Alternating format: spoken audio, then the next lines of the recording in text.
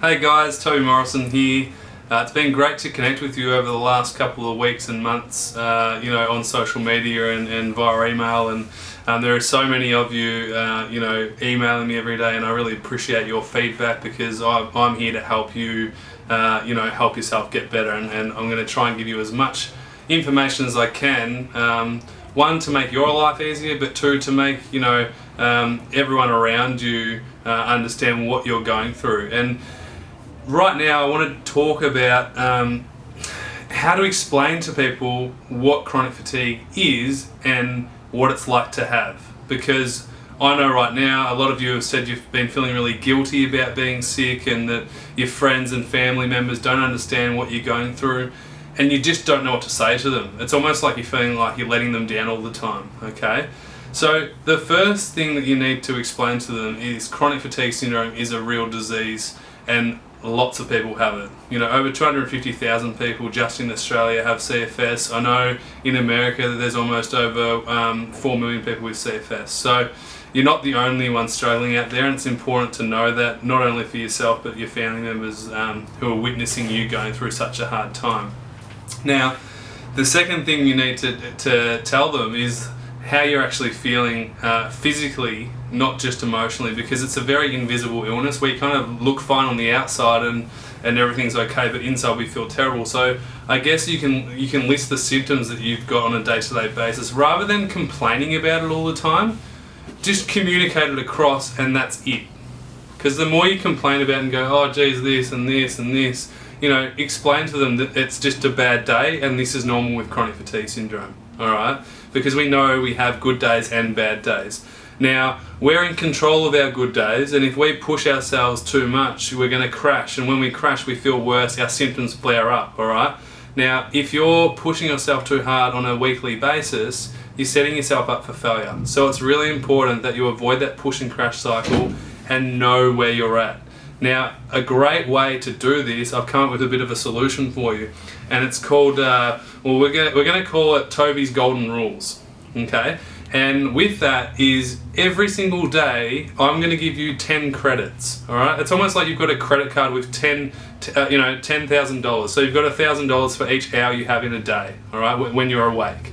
Now, the problem is, people like you and me, when we've got chronic fatigue, is we're all or nothing. If we're feeling good, we're going to just go out and use up all our credits straight away. Especially, I know females out there love shopping. So if I give you a credit card, you're not just going to spend wisely over a week. You're just going to get that credit card and get the nicest dress in that designer store for $10,000, and you're left with nothing.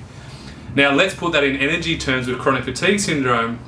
If you have a good day, you've got a big event on, or you feel like you need to get a lot of things done in a day, you push all the way through that day. You keep rushing, you keep stressing, your cortisol levels go up, your stress levels go up, everything's out of whack, and you're running on adrenaline. Now, adrenaline doesn't last forever, and what happens after running on adrenaline is that we're left empty, alright, and then that's when we crash and we're depleted. So all of a sudden you've used those 10 credits that you had in that day, and I gave them to you, and now you've got none, alright? And what happens is, over time, it might take 2 or 3 days to build those 10 credits up again, and then you're going to use them too quickly, alright? Because what happens is, if you use them too quickly, you're just going to feel crap, alright? And you're sitting at home right now, you understand what I'm talking about. So what I want you to do, and you know this is a great exercise to do at home right now. I want you to go and get a piece of paper right now if you can, alright, and a pen. That's all you need, okay? What you're going to do is divide the paper in half with your pen. Alright, and you're going to write good day on the left hand side and bad day on the right hand side. Okay, so pretty much, we've got a whole day from 8 AM to 8 PM. Now, on a bad day, alright, what would happen is that you wake up, and I'm talking bad days in you're using your credits up too quickly, alright? You wake up, you do the cooking, you make breakfast, you do all the washing, and then you plan to have a quiet day, but then your friend calls like, oh, we've got to go and hang out, come and grab a coffee, or, come out to this dinner tonight. And so what happens is your whole day gets taken up. You don't rest, you don't meditate, you don't do your exercises, you don't eat well, you're highly stressed, and you're worried about what's going to happen the next few days. So you're already setting yourself up for failure there, alright? Now what happens is, by lunchtime, you've spent almost, 7 of your 10 credits. Alright, so you've only got 3 credits left, and then after that you're at that threshold where you're about to bust. So it's called the boom and bust cycle. So we're booming up throughout the day, and then bang, we go straight back down and we feel terrible. Alright, now on a good day, from 8 AM to 8 PM, you're very well structured and you know what you're going to do in that day. You've set yourself up rest breaks. Alright, you might even have a 30-minute time for you where it's just your time. No one's allowed to distract you. You might do some meditation, you might do some breathing techniques, or you might just do something that's relaxing for you. Okay? Again, you might only socialise once that day rather than 3 times in a day, because you know socialising can take it out of you at any given time. Alright? Even limiting phone calls for more than 20 minutes is a reasonable thing to do when you're not feeling so great.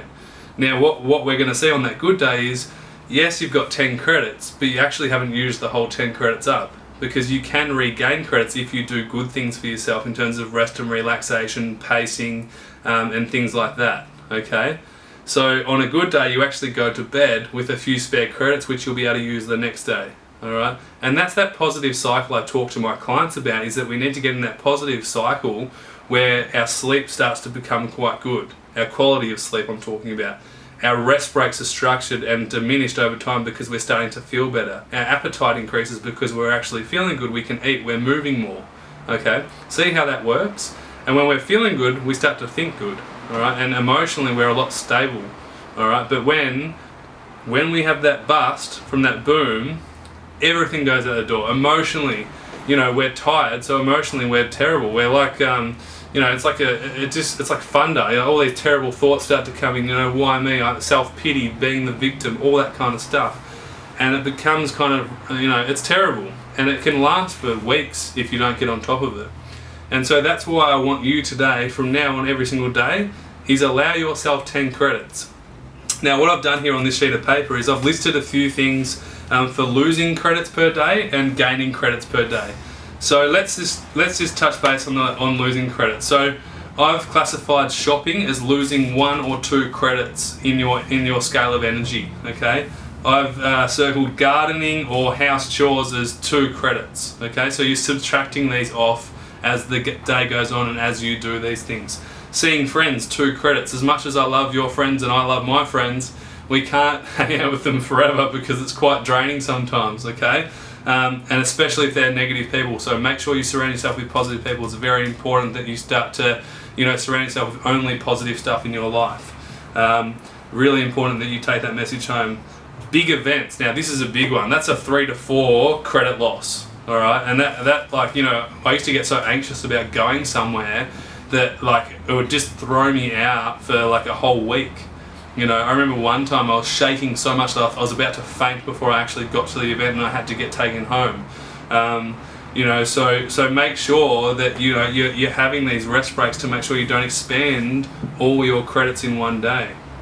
Now, working, cooking, all these extra things, they're 2 or 3 credits taken off, per thing that you do. So I hope you're understanding at home that you've got to kind of space your credits out over a whole day. All right. And you don't have to spend all your credits. And this is the problem that I see on a day-to-day basis, is that we're all going, on the good days, we're all doing way too much, way more than we normally would do, right? And then we're feeling absolutely terrible for it for the next few days onwards, okay? So there's a few golden rules, and this is what I was going back to before. So my first golden rule is to say no more, okay? And say yes less often. Now I'm not saying say no to everything, because I actually want you to do stuff, because doing things is very important, but only say yes to the things you're saying hell yeah about. Alright? Now if someone asks you to do something and you're really not feeling great and you go, oh yeah, I feel like I have to for them, that's a given no. Alright? But if someone asks you to do something, or an event comes up that you really, really want to go to and you're excited about, then that's a hell yeah. Alright? And you're going to feel good about that.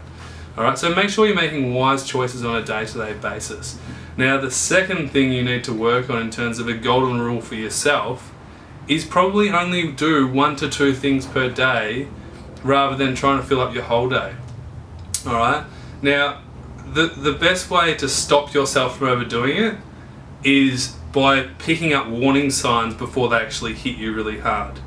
I had a lovely client that came in last week, and she had a huge setback because she just had such a jam-packed weekend, and she actually felt pretty good. So she pushed herself, and then sent me a text the next day, and she's like, "I feel terrible," and I'm like, "Well, what have you done?"